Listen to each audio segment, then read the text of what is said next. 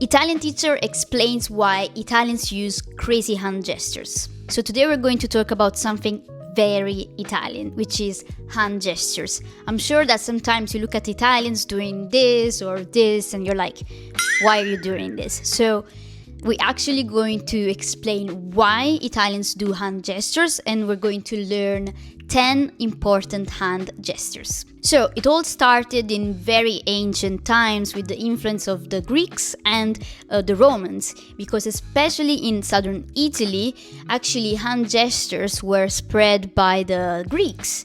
And during Roman times, public speakers were using a lot of hand gestures in order to communicate more what they wanted to say.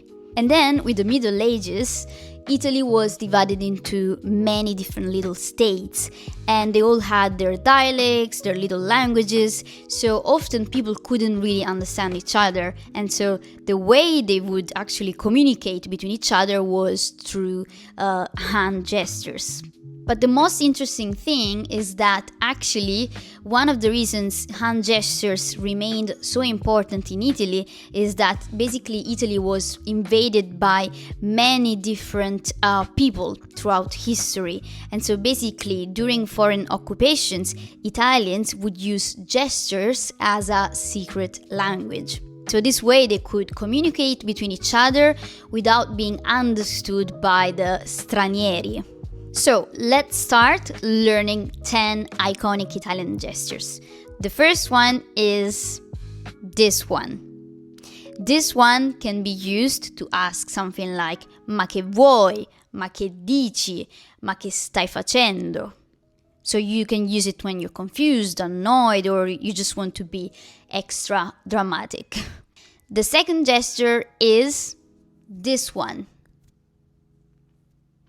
This one is used to say something very specific, which is I don't care, non mi interessa. The third one is this one. This one is used when you're tasting something and you think che buono. Then number 4 is this one. This one can be used to say hai paura, are you scared? Number 5 is this one. This one is used when you want to say finito, non c'è più niente. Then we have this one. This one is used to say sei pazzo. Then we have this one.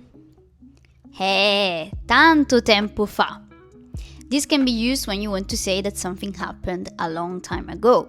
And finally we have probably my favorite gesture, this one.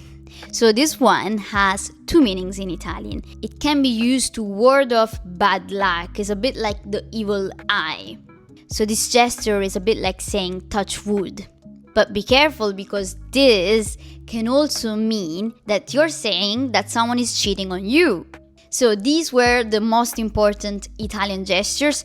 I'll tell you that actually there are way more. There's actually up to 250 gestures, but let me know in the comments if you know more gestures or if you have any questions about Italian hand gestures. Ciao!